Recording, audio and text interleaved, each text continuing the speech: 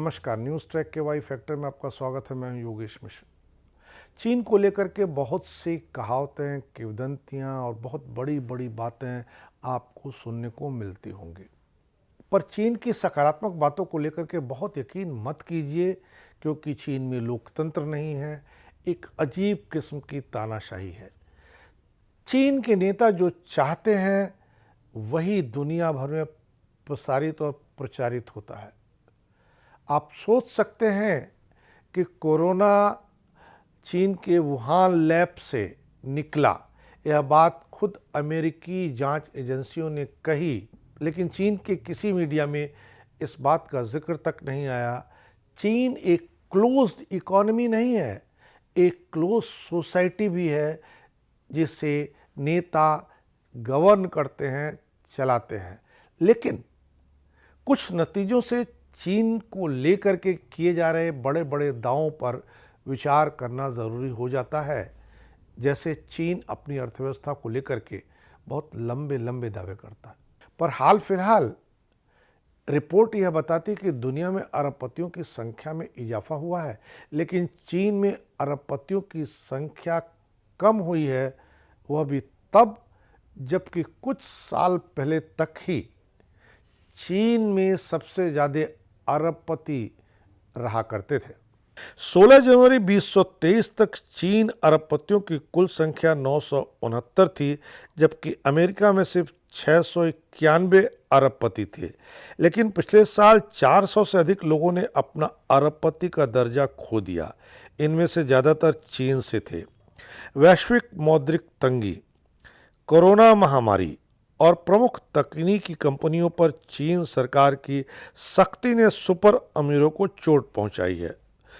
Hurun global rich list 2023 से कुल 445 अरबपति बाहर हो गए हैं, जिनमें से चीन के 229 अरबपति हैं। इस लिस्ट में ऐसे अमीर हैं जिनकी नेट वर्थ न्यूनतम $1 अरब है।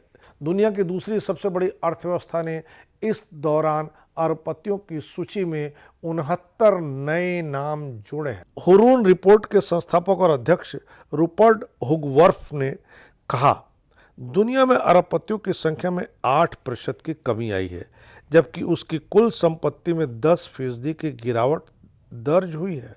उन्होंने कहा कि पिछले साल कुल 3112 लोगों के नाम लिस्ट में थे, जबकि उसके पहले 3338 लोगों की सूची थी।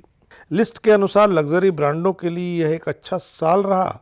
LVMH के प्रमुख बर्नार्ड अर्नाल्ड सूची के शीर्ष पर और हर्मीस के बर्ट्रेट प्यूच और परिवार तीसरे स्थान पर रहे। सूची से बाहर होने वाले प्रमुख नामों में सैम बैंकमैन और फ्राइड शामिल हैं, जिन्होंने क्रिप्टो एक्सचेंज FTX के पतन के बाद अपना $21 बिलियन साम्राज्य खो दिया। चीन की ई-कॉमर्स कंपनी के दिग्गज अलीबाबा 34वें स्थान से गिर के 52वें स्थान पर पहुंच गए हैं, जिसका मुख्य कारण चीन के तकनीकी क्षेत्र पर नियामकों की सख्त कार्रवाई रही है। हुगवर्फ ने कहा, ब्याज दर में बढ़ोतरी, अमेरिकी डॉलर की मजबूती, कोरोना संचालित टेक कंपनियों का पतन, रूस और यूक्रेन युद्ध के निरंतर प्रभाव ने सभी को नुकसान पहुंचाया है। पिछले साल जनवरी के अंत तक S&P 500 14% से अधिक गिर गया, जबकि चीन में बेंचमार्क शंघाई कंपोजिट सूचकांक लगभग 11% टूट गया।